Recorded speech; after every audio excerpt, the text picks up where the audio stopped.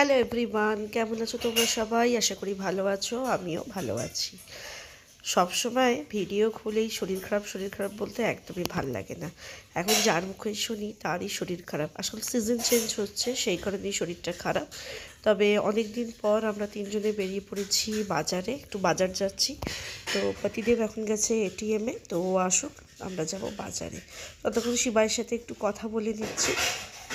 তো এসে গেছি ফল কিনবো কমলা লেবুর এখন কিলো চলছে 60 টাকা করে। 1.5 কিলো মতন কমলা লেবু কিনেছিলাম, আর কালো আঙুর নিয়েছিলাম হাফ কেজি, 120 টাকা করে কিলো।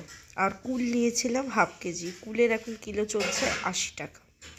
অন্যান্য ফল এখন আর নিয়ে নিই, আবার এগুলো শেষ হলে নেব। তো আমি আমার পতিদেবকে জিজ্ঞেস করে নিচ্ছি যে এই লেবুটার গায়ে একটু দাগ আছে, তো এগুলো ভালো কিনা। তো তারপরে চলে এলাম সবজি মন্ডিতে, কিছু সবজি নেওয়াও হয়ে গেছে। এখন নিয়ে নিচ্ছি এঁচোড়, হাফ কেজি এঁচোড় নিয়েছি, কাটা এঁচোড়ই 30 টাকা দিয়ে। আর ফুলকপির কিলোও এখন 30 টাকা। তো কিছু মানে আলু পেঁয়াজ যাবতীয় যা সবজি কিনে নিয়েছি। এরপর চলে এসেছি আগারওয়ালের দোকানে কিছু গ্রসারি শপিং করতে। পোস্ত সমস্ত কিছু নিয়ে নিয়েছি, আর কিছু জিনিস অনলাইনে অর্ডার করব। পোস্তর এখন কিলো হচ্ছে 200 টাকার 100 গ্রাম। তো দেখো, একটু ফুচকার প্যাকেটও নিয়ে নিয়েছি, মানে ফুচকার পাঁপড়, একটু চিপস সমস্ত কিছু নিয়ে নিয়েছি। আর মুখটা না একদম ভালো নেই, পেটে খিদে কিন্তু মুখে খাবার তুলতেই ইচ্ছে করছে না। তাই জন্য মাকে বলেছিলাম যে সজনে ফুল করো আর কাঁচা পাকা টমেটো দিয়ে বড়ি দিয়ে ঝাল করো। তো খাওয়া দাওয়া হয়ে গেছে। এখানে এই যে 3টে পেন দেখছো, আমার ছেলের তো ভীষণই পেনের নেশা।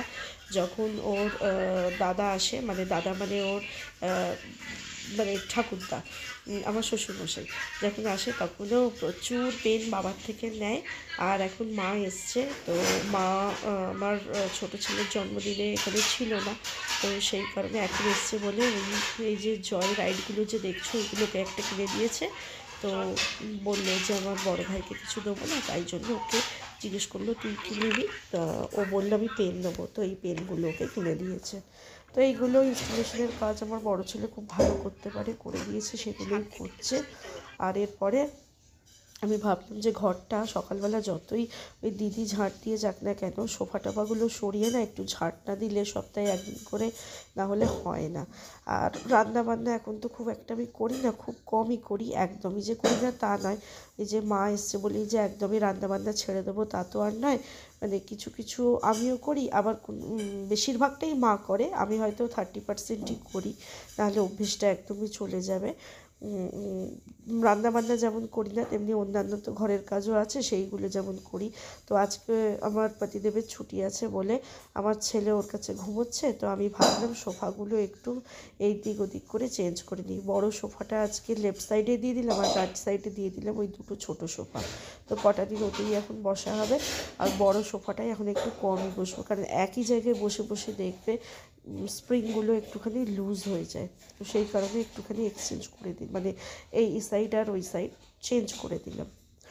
আর এখানে দেখো হাঁড়ি কড়া এই সমস্ত যে দেখতে পাচ্ছ, কাগজ যে দেখতে পাচ্ছ, হাতা যে দেখতে পাচ্ছ, এগুলো আমার ছোটো ছেলেই সব জড়ো করে রেখেছে। মানে ও একটা প্লাস্টিক নিয়ে মনে করো তার মধ্যে হাতা খুন্তি খেলনা সব ঢুকিয়ে নিয়ে খেলবে, আবার বের করবে, আবার কড়ার মধ্যে ঢেলে কখনো রান্নাবাড়ি করবে, এই সমস্ত আর কি। সমস্ত বাচ্চারা যেরকম খেলা করে, এটা প্রত্যেক বাচ্চারই বোধহয় নেশা হয়, তো সেই রকমই ও আর কি খেলা করছে। সোফার কভার আছে কিন্তু পুরো সাদা, তো সেই কারণে আমি বেডশিট দিয়ে ঢেকে রেখেছি, কারণ সাদা সোফার কভারে যদি বাচ্চার ঘর তো বুঝতেই পারছো, তরকারি পাতি কিছুও ফেলে সেগুলো হাজার ধুলেও না মানে দাগ একটা থেকেই যায়। তো সেই কারণেই আমি বেডশিট দিয়ে রেখে দিয়েছি। এদিকে এই সাইডে সিবাই ঘুম থেকে উঠে পড়েছে, ঘুম থেকে উঠে দুধ টুধ খেয়ে ও এখন এই গাড়িটা নিয়েই পড়েছে। এর যে মিউজিকটা হচ্ছে এটাই ও শুনতে ভীষণ ভাল লাগছে, কিন্তু আমাদের কান ঝালাফালা হয়ে যাচ্ছিল। তো যাই হোক, ওটা নিয়েই ও খেলতে বিজি ছিল। আর আমার বার্থডেতে এবারে মঙ্গলবার পড়েছিল, সেই কারণে ওই দিনকে বার্থডে সেলিব্রেশন খুব একটা হয়নি। তো রাত্রিবেলা অর্ডার করা হয়েছিল আমার জন্য একটা পিৎজা, বাকি এগ চিকেন রোল। চলো আজ এইটুকুই, আবার দেখা হবে নতুন একটা ভিডিওতে। ভালো থেকো, টাটা।